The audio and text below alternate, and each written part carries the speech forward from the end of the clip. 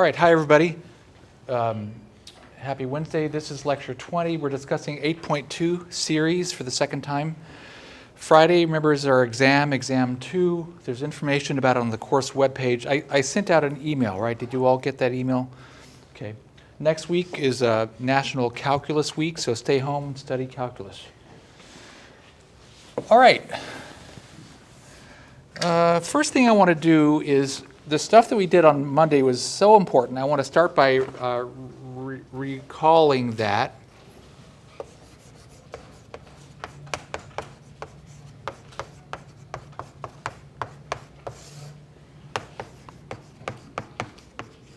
So we had on Monday the geometric sequence.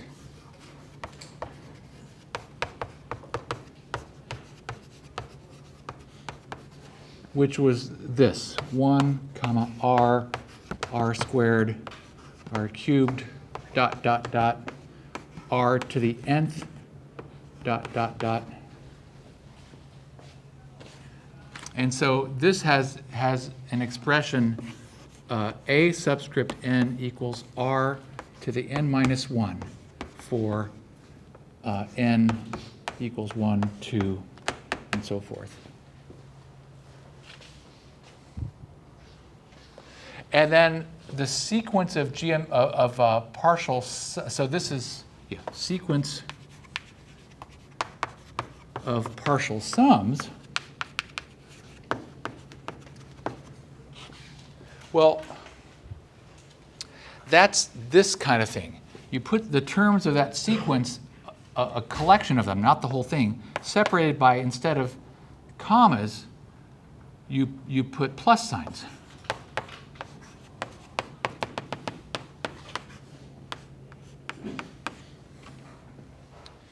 And so this is denoted S subscript K. So that's a sum. And what that is in summation notation, is the sum as n goes from 1 to k of a to the of an. So that's the summation as n goes from 1 to k of r to the n minus 1. And on Monday, we found a value for this.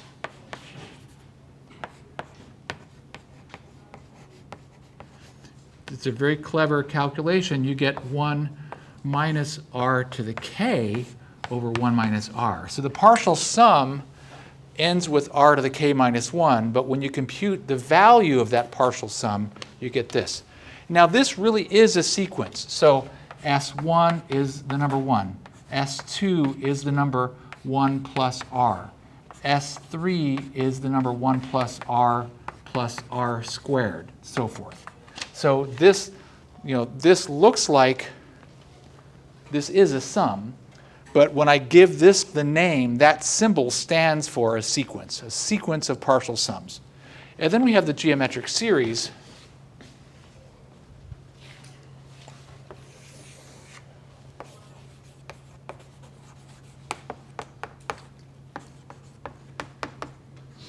I'm going to give this a name. S equals 1 plus r squared plus the r to the k minus 1.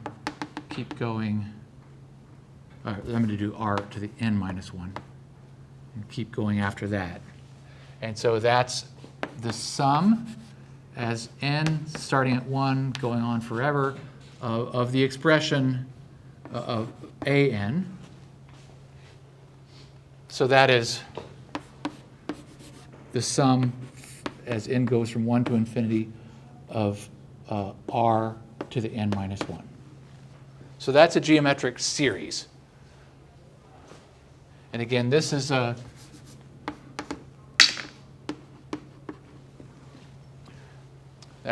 which looks like you're adding together an infinite collection of things. But I talked about this on Monday. Addition is a binary operation. You add two things together. You can't add an infinite collection of things together. What this means is the limit as k goes to infinity of the kth partial sum. So in other words, it's the limit of this thing.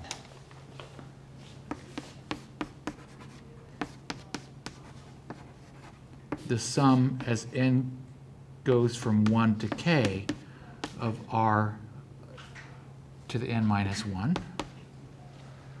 So that is the limit as n goes to infinity, as k goes to infinity, of 1 minus r to the k over 1 minus r. And we discussed the fact on Monday that this number, this thing stands for a number only when r is between -1 and 1. The geometric series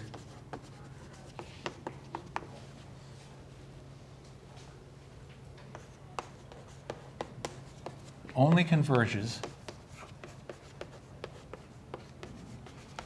when -1, when r is between -1 and 1. So in that case, the limit becomes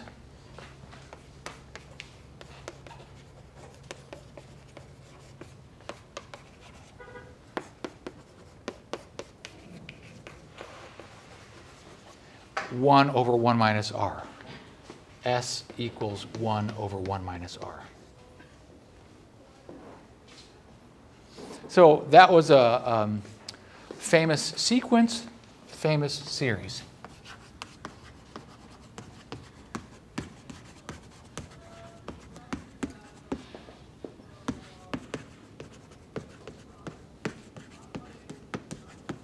So we have geometric sequence, geometric series. The sequence has commas between all the terms. The series has pluses between all the terms.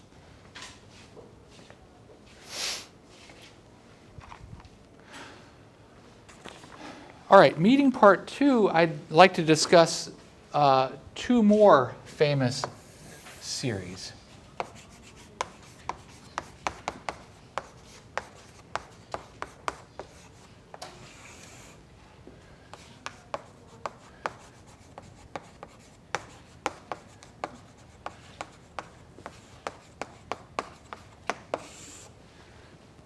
So the first one, I'm going to just introduce an example.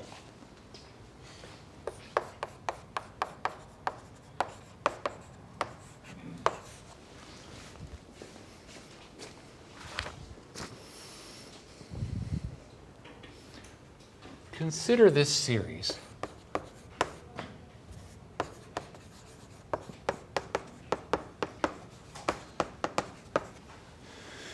So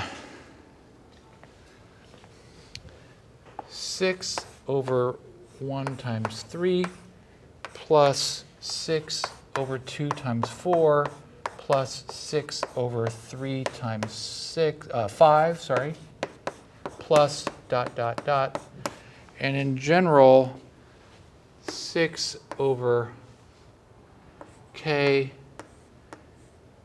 plus 2,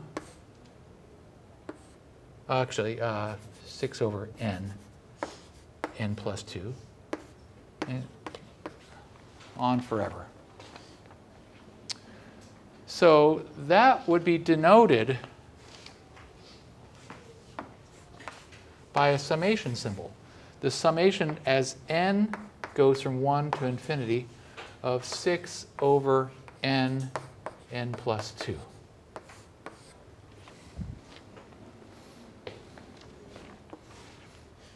This particular series is not famous. So this is 6 over 3 is 2. This is 3/4. This is 2/5, and so forth. Who has a hunch as to whether they think this converges or not? Kinsey? It does. How do you know? My gut is to use... Oh, shh. Wait, say it again? My gut is to use L'Hopital and find the limit of this as it goes to infinity. Limit of this. From the top over the bottom, using derivatives. So, Well, actually, you can figure out the limit of these terms. yeah, as it goes to infinity. So the terms of the series are going to 0. Marcy, were you going to say something else? All right, so two people, well, Kenzie thinks this is going to converge because these terms are getting smaller and smaller, but not sure.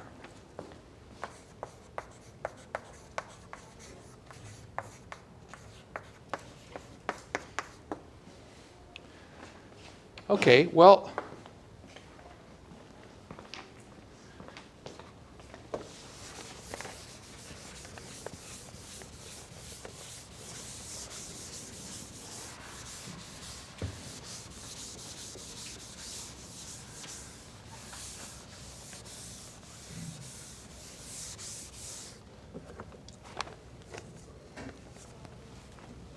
investigate.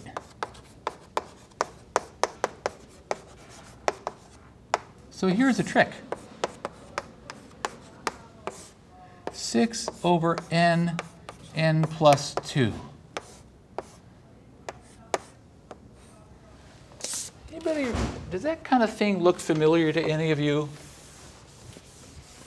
6 over the product of those two terms.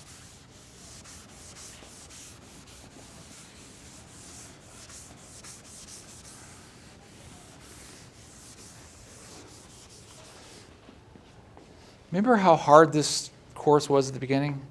We started with what? Integration by parts? Oh my God. And then what was the next thing? Partial fractions. We attacked that kind of thing with partial fractions. It took a bit of work.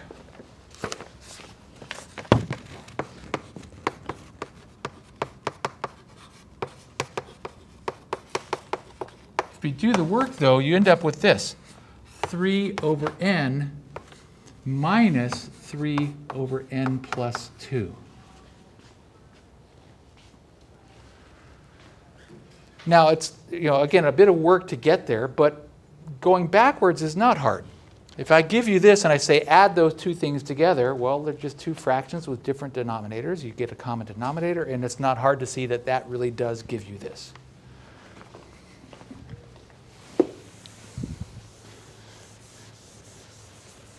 So the series becomes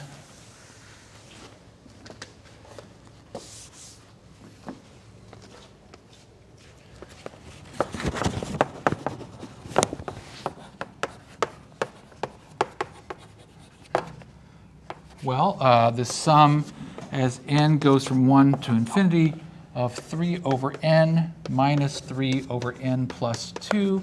So that's going to look like 3 over 1 minus 3 cubed plus 3 over 2 minus 3 to the fourth plus dot, dot, dot.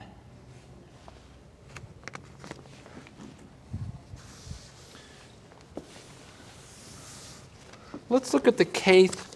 So remember that to say that a series converges means that the sequence of partial sums converges. So let's look at the kth partial sum.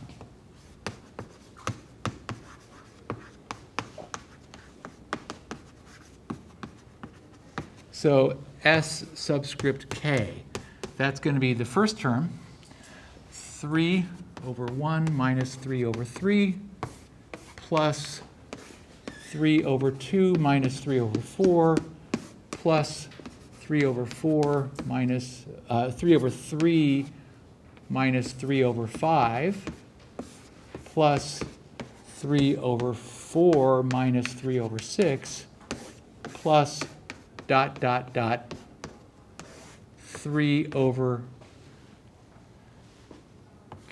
k minus 3 over k plus 2. All right, anybody notice anything really cool here?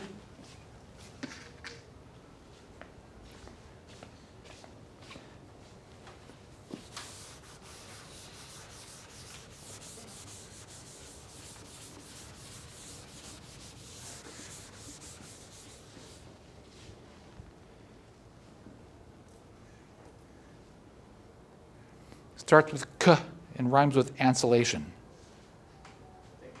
Cancellation, look. That 3 over 3 cancels that minus 3 over 3. And that 3 over 4 cancels that 3 over 4. And that, the next term would have been 3 over 5. It would have canceled, let me get another color. The next term would have been here. So you see that after the first term, everything is going to get canceled by some stuff farther down. Something farther downstream is going to cancel that. When this term appears, that is going to be canceling something that already appeared. So what's not going to get canceled is this and this. We had to wait for 2 terms to be written down. Not until we get to the third term do things start canceling. And then this is going to cancel. I'm sorry, this is not going to cancel. So this ends up being 3 over 1 plus 3. So actually, go back to this. Remember I said this is not a famous series. But this phenomenon of this kind of cancellation, this is a famous kind of series, or a famous kind of sum. This is called a telescoping sum. Telescoping because it's like a telescope that, you can use it extended, but you can fold it, it collapses down into a small thing. Or like an accordion. You can have the accordion spread way out, or you can squeeze it together, and then your audience is going to plead for you to leave it squeezed together. So this kind of thing is famous, and so this is what's called a telescoping series. And so the value of this is 3 over 1 plus 3 over 2 minus 3 over k plus 2. So in other words, S subscript k equals 3 plus 3 halves, that's 9 halves, plus 3, minus 3 over k plus 2. Now, let me ask again. Do you feel like this series is going to converge or not? And if so, what's it going to converge to? Trent, you were nodding back there. Yeah, so observe that the limit of those partial sums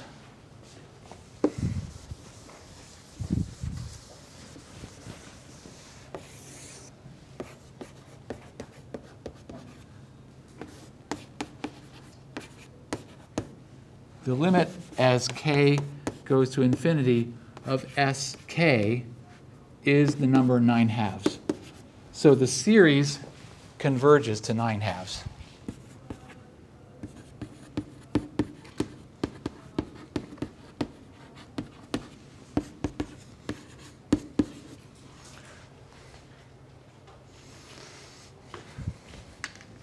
Now, remember that some of you had the instinct that this series was going to converge because these terms keep getting closer and closer to 0.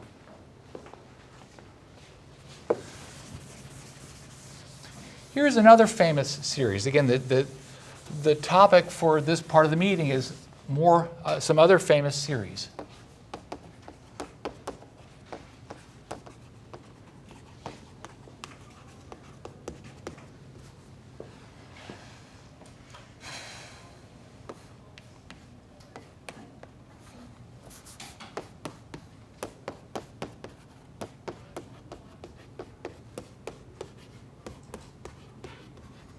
That's the series. It's a list of numbers. This is called the harmonic series.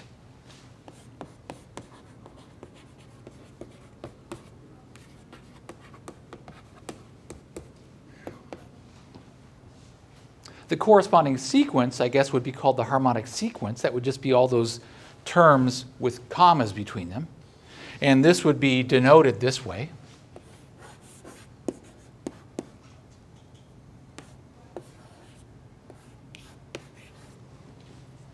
All right, what's your hunch about this sequence, converging or diverging? I think it converges. So the terms are getting smaller and smaller. One of you says they think it converges. So this is famous because it diverges. Does not converge.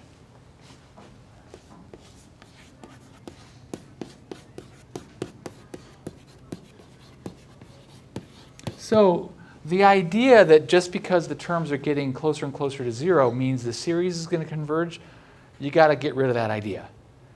In that series, the terms are getting closer and closer to zero, and the series converged. But this series, the terms are getting closer and closer to zero, the series does not converge. So this is a famous result. See the book.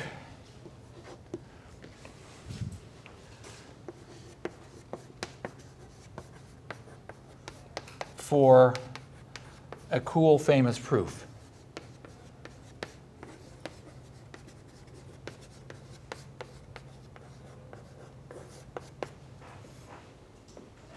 So a famous kind of series, telescoping series, whose partial sums are telescoping sums. Those, now you can see that in this case, the kth partial sum has some constant that's always the same, and then some term that's getting closer and closer to zero. So these partial sums converge because this little tail became zero, or it was getting closer and closer to zero. You could imagine a telescoping sum where this thing blows up. So just because a series is telescoping doesn't mean that it's going to converge. It just means that it's easier to analyze. So partial fractions are cool for this kind of thing. Take this series that, again, over here, we weren't really sure whether this would converge or not, but then we used partial fractions to rewrite the series in a form where we could get at the partial sums. So that's meeting part 2.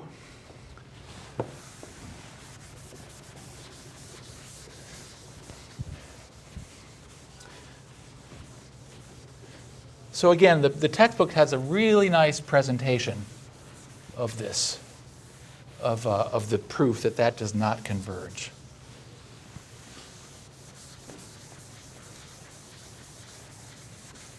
Meeting part 3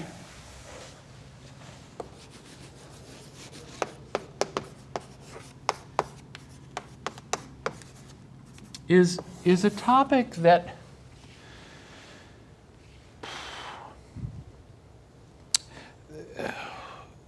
gets kicked down the road, is the expression. Do you all know this expression? There's something that you should be doing, but you don't do it, you kick it down the road, and somebody else has to deal with it later. So this does not appear as a topic in our book.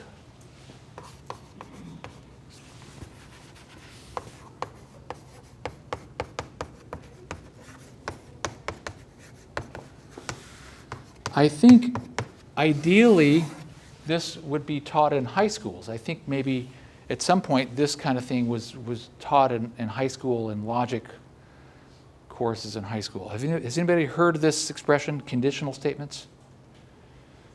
Okay. How many of you have heard of a mathematical topic called induction? How many of you have done induction proofs? Yeah, so there's a bunch of stuff in our book, a bunch of results that, for instance, the homework list as I received it this fall had a bunch of problems on it that had to be solved using the method of induction. And if you look for, in our book, it actually, Stewart actually says, use induction to prove blah. So I thought, oh, well, that's interesting. Let's go find induction in our book. It doesn't appear in the index. It doesn't appear anywhere. And I did find an old web page. It's about 15 years old from Stewart, from before Stewart was published by our current publisher, in which he mentions in that web page that induction is something that students know from high school.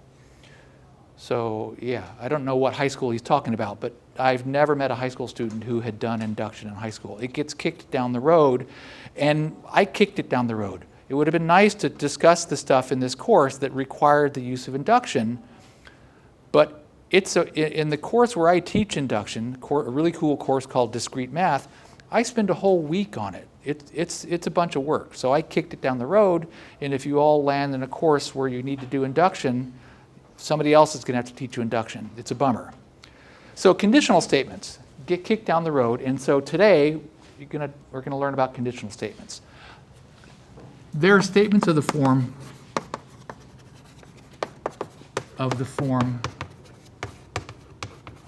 if A, then B. So for example, if x equals 2, then x squared equals 4. Is that true or false?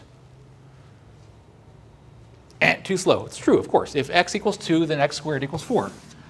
Great. Now, there are associated conditional statements.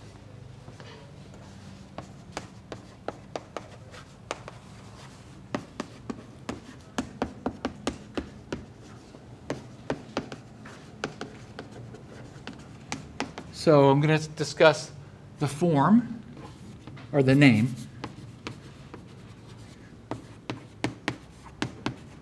So the original statement has the form, if A, then B. And we've already seen an example.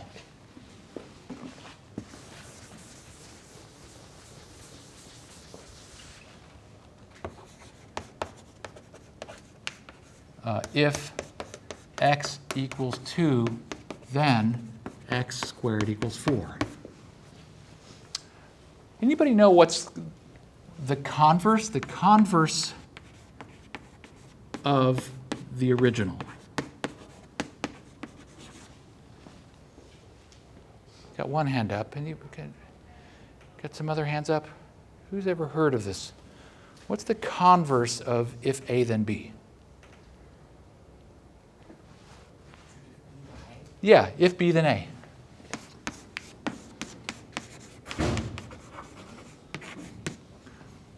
Same thing, right? So our example would be if x squared equals 4, then x equals 2. So the original statement, if x equals 2, then x squared equals 4, that was true. What about the converse? Oh, it's not true. It's not the same thing. The converse is not the same thing as the original.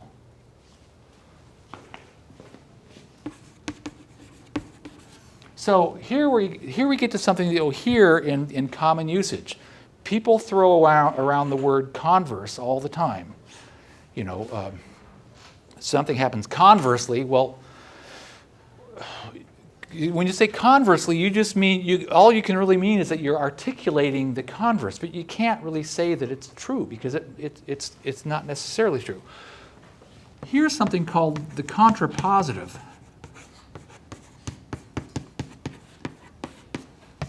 Contrapositive of the original.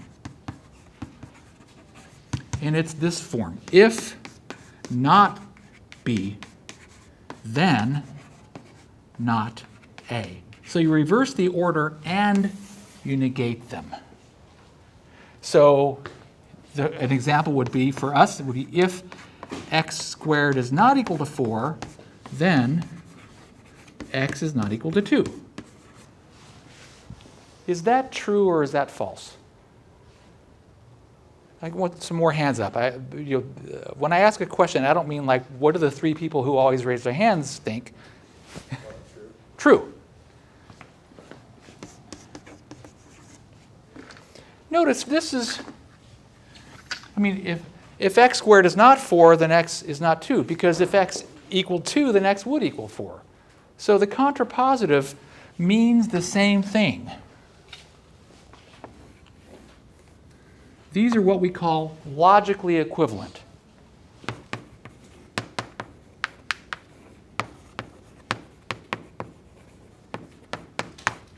So what you take forward from today, this should be imprinted on your brain. When you're in conversation with somebody and they articulate a conditional statement, you know, if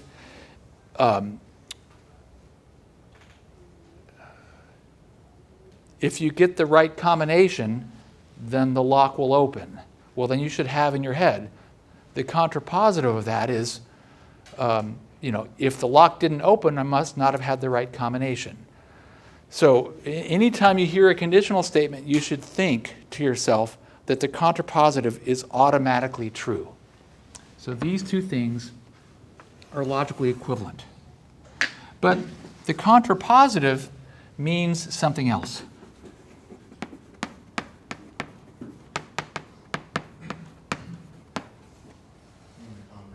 The converse means something else.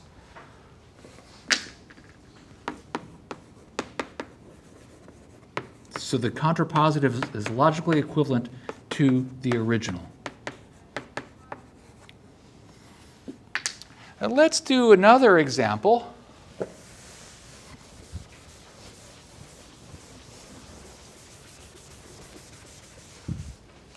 I guess I'll do this over on the sideboard.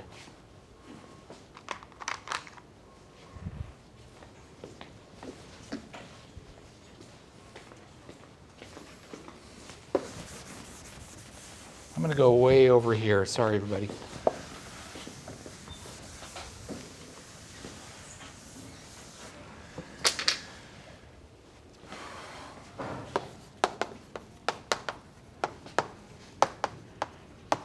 So here's an original.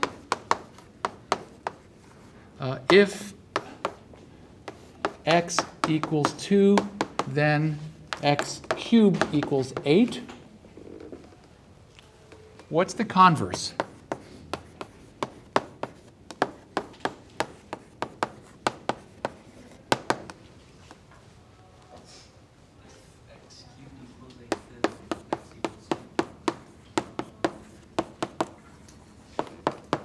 If x cubed equals 8, then x equals 2. What's the contrapositive of the original? Yeah? X cubed doesn't equal 8, then x doesn't equal 2. Good. So the contrapositive of the original. So if x cubed does not equal 8, then x does not equal 2. What's the truth of the first statement? True or false? True. What do you automatically know without having to think at all? Boom, this is automatically true. This is true, so this is automatically true. Of course, we can see that this is true, but we already knew it because it's the contrapositive, and the contrapositive means the same thing. And so this is automatically true.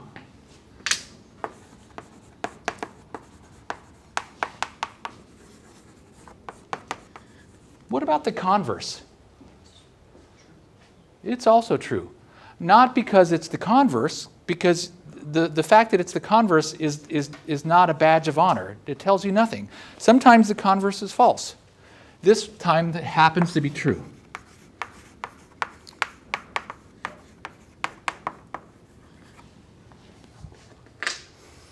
All right, so there's your lesson about conditional statements and their contrapositives, which are logically equivalent, and their converses, which mean something completely different.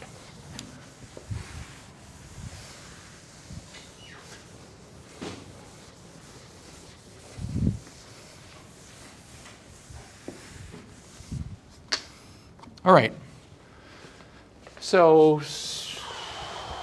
meeting part 4.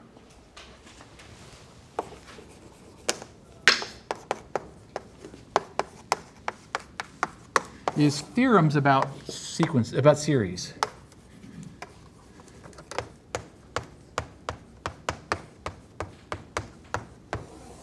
So the first thing is theorem 6.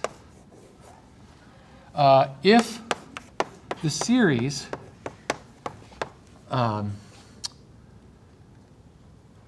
A1 plus A2 plus AN plus, going on forever. So there's a sequence, but the series is you put pluses between them all. So if this series converges,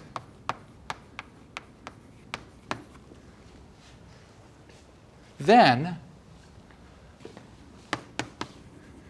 the limit as n goes to infinity of an has to be the number 0. That's a theorem. Now, you've all been trained to sniff out conditional statements. What do we know is automatically true?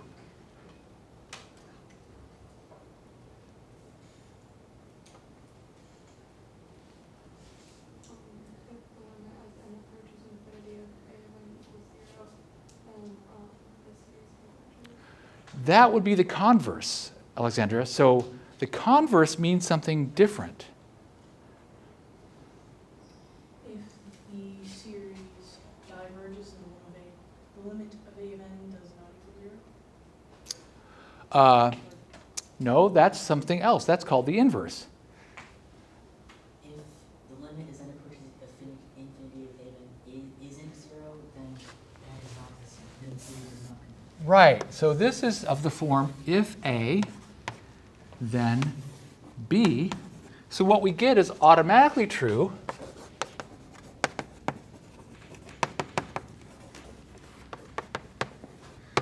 The contrapositive. The contrapositive says if the limit of those terms, the limit as n goes to infinity of an, if that's not 0, then for sure the a1 plus a2 plus and so on, the series, does not converge. Notice I worded it so it's very clear. This is not A, and this is not B. We automatically get this. Now, this shows up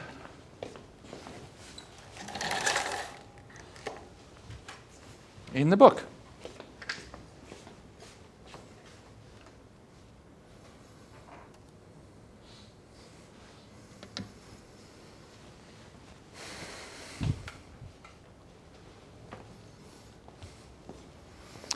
If the series converges, then the limit of the terms is 0. And they have a nice little proof of it. And then, farther down the page is what they call the test for divergence. If the limit of the terms is not 0, or they also if the limit doesn't exist, then the series does not converge. Now, they don't use the word contrapositive here, but they do say that this follows from the theorem, because if the series is not divergent, then it's convergent. So it's basically saying, you know, if x equals 2, then x squared equals 4. So therefore, if x squared doesn't equal 4, then x must not have equaled 2, because if it equaled 2, x squared would have been 4. So again, the contrapositive is logically equivalent to the original.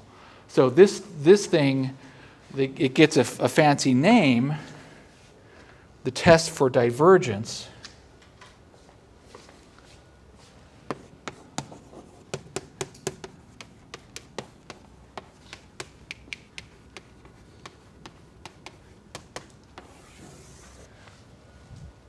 Now,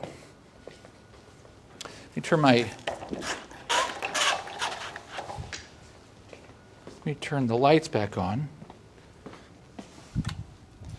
Remember that I have my special blood chalk, which is made in my home laboratory with my own blood. So we have the converse statement.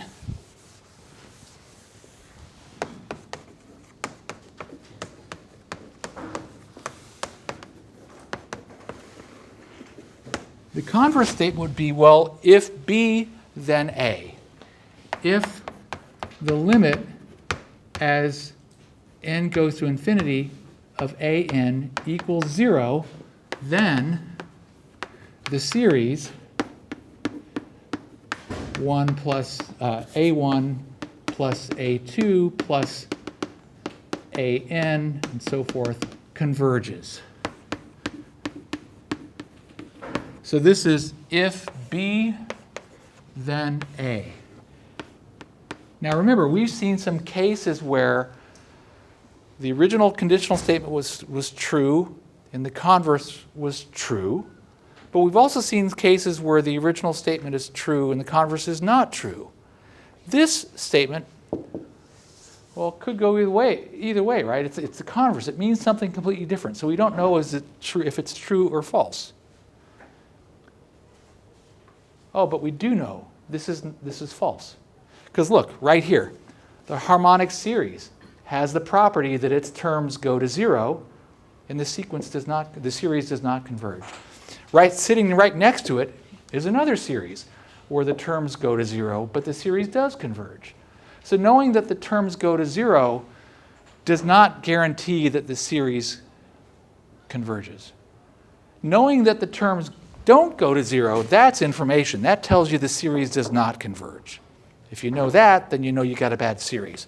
So the converse statement is a bad statement. And if you look in the book,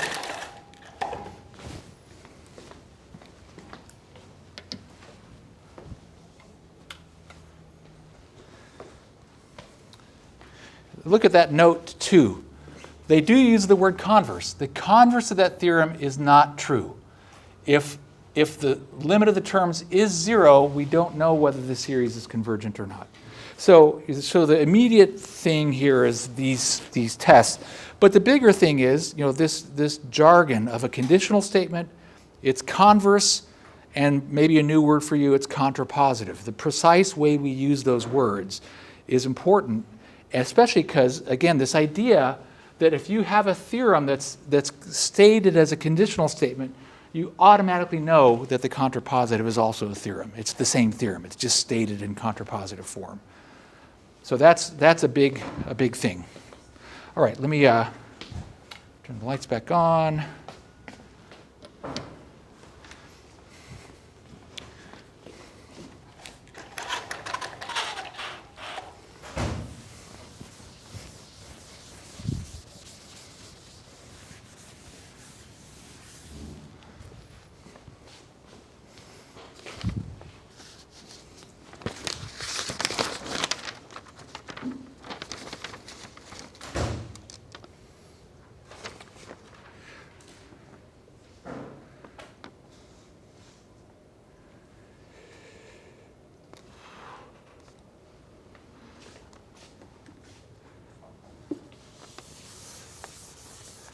All right, so we're discussing theorems about series. And we just had that theorem about if a series converges, then its terms go to 0. In the contrapositive, if the terms don't go to 0, then the series does not converge. So then theorem 8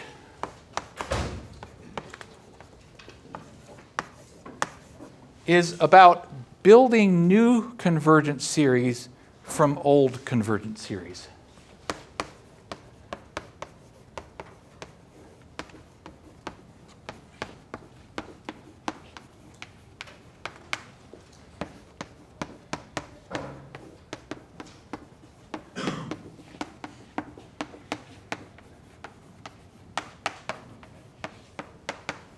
So again, if you know you've got some convergent series, what can you do with them? Well, you can combine them in certain ways to get new ones.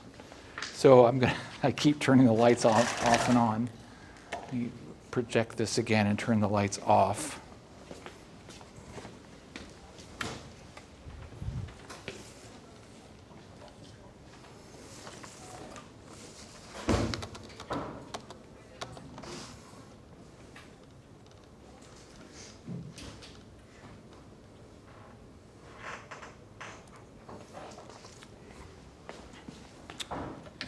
So the thing is, this theorem has some stuff that it's kind of automatic.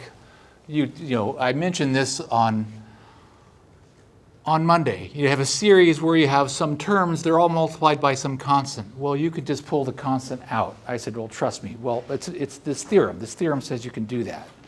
And, if you have a series where you got a bunch of terms that they're all the same and they always involve addition, well, you can just break these apart. It's just kind of common sense. But it's not common sense.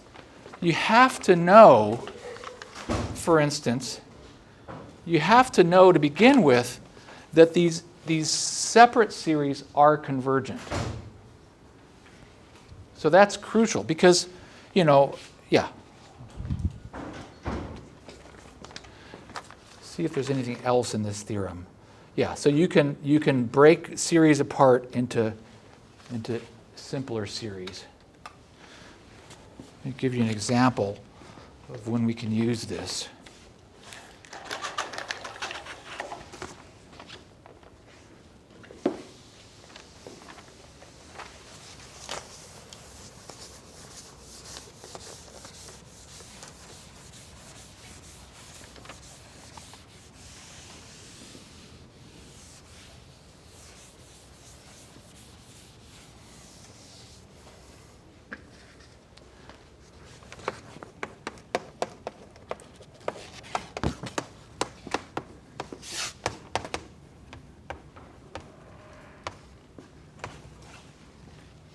So, I'm going to give you an example where we can use this theorem, but we can't really be sure that we can use it sort of until we're done. So, determine if the series converges, and if so, find its value.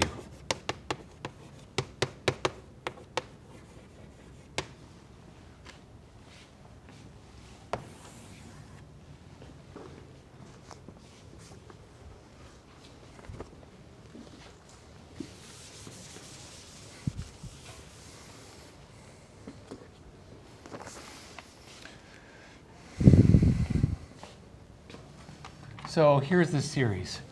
The series from 1 to infinity of 1 minus 3 to the n over 5 to the n. Okay, well, let's just get to work on this. Let's break this up into, break up the terms.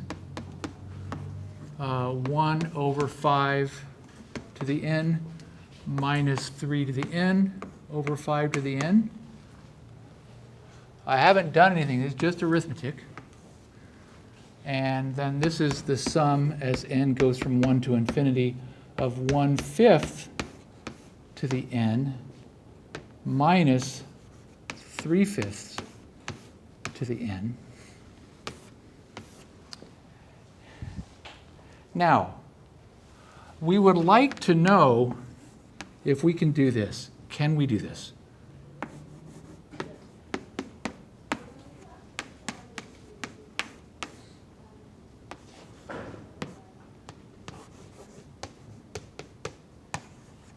And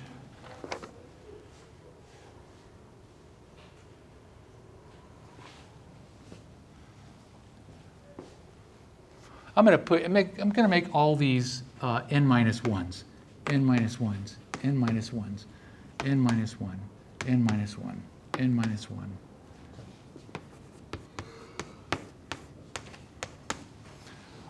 Are we allowed to break this apart? Jace? Yeah, Why? because both of them will converge because the value that's in the parentheses on each of them is less than 1. What's the name for that value? This is a famous series. It'll help if you say it like a pirate. What? R. Like a pirate. R. Good. So these are geometric series.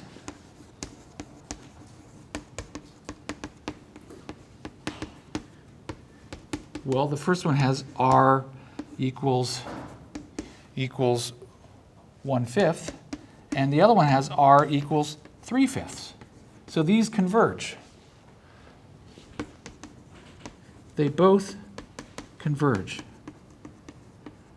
In fact, so we know that we can do this. We can erase that question mark, and we can say theorem 8. Theorem 8 tells us that we can do this. And we actually know the values. This is going to be 1 over 1 minus 1/5, and this is going to be minus 1 over 1 minus 3/5. So what that's 1 over 4/5 minus 1 over 2/5. So that's 5/4 minus 5/2.